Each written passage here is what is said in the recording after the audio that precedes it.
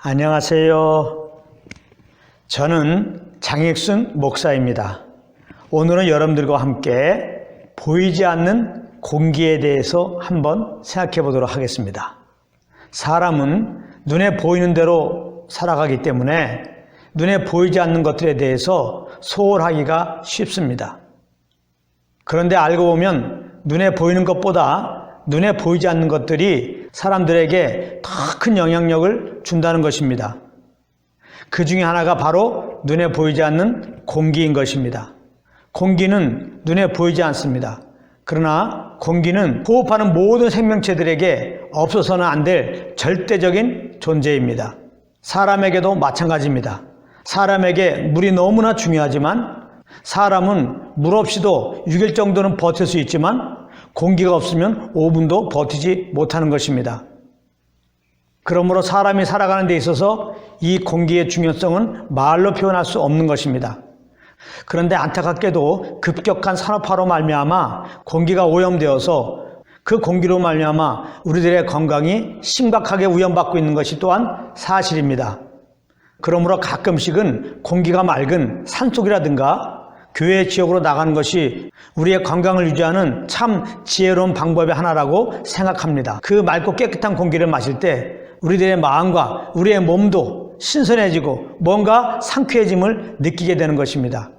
그런데 성경을 보게 되면은 이 맑은 공기를 포함해서 이 세상 모든 만물을 만드시고 사람을 창조하신 하나님이 계시다고 말씀합니다. 그런데 그분은 영이시기 때문에 사람의 눈에는 보이지 않습니다. 그래서 그런지 많은 사람들이 창조주 하나님을 기억하지 못하고 있습니다. 그러나 말씀으로 이 세상을 창조하신 하나님은 말씀으로 이 온 우주를 붙들고 계시고 특별히 하나님이 창조한 모든 생명체들의 그 생명을 유지시켜주고 있는 것입니다. 물론 사람도 예외가 아닙니다. 지금 우리가 이만큼 사는 것은 보이지 않는 하나님께서 은총을 베푸셔서 이만큼 살고 있는 것입니다. 때를 따라서 비도 내려주시고 햇빛도 비춰주시고 이렇게 맑은 공기도 제공해 주시고 또 지혜도 주시고 또 건강도 주시고 여러 환경을 조성해 주셔서 우리가 하나님이 공급한 그 도움을 따라서 그렇게 행함으로 말미암아 이만큼 된 것이니 사실 알고 보면 다 하나님의 도움으로 이만큼 살고 있는 것입니다. 무엇보다도 하나님은 아담 안에서 죄인 되었고 사망 아래 있는 인생들을 구원하시려고 2000년 전에 그 아들을 이 땅에 보내셨던 것입니다. 죄가 없으신 하나님의 아들 예수님은 우리 모든 사람들의 죄를 짊어지고 십자가에서 우리 대신 피 흘려 죽으시고 4일 만에 부활하였습니다. 그래서 아담 안에서 사망 아래 있는 인생들이 십자가에서 죽으시고 부활하신 예수님을 구주로 영접하게 되면 예수 그리스도의 그 새 생명으로 새 삶을 얻게 되는 것입니다. 그러므로 이 시간은 아직까지 예수 믿지 않은 분이 있다면 다 예수님을 그 마음의 구주로 영접하시기를 권면드립니다. 만약 예수 믿지 않으면 그 죄로 말미암아 한 번 죽고 하나님 앞에서 지은 죄들에 대하여 심판받고 영원한 불지옥에 떨어질 것입니다. 혹시 이 시간에 오늘 말씀을 듣고 예수를 내 마음의 구주로 모시고 죄에서 구원받기 원합니다. 그런 감동함이 있으신 분들은 저를 따라 믿음으로 고백해 주시기 바랍니다. 십자가에서 죽으시고 부활하신 예수님을 마음의 구주로 믿고 입으로 신하면 누구든지 다 구원해 준다고 하나님께서 말씀해 주셨습니다. 하나님 아버지,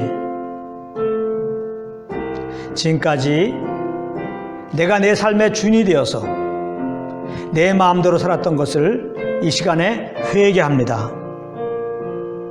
나의 죄를 용서하여 주시옵소서.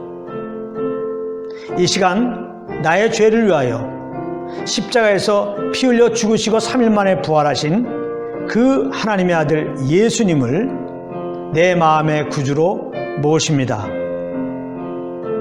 나를 받아 주시옵소서.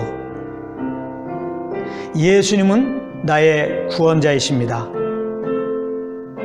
나를 받아주심을 감사드립니다.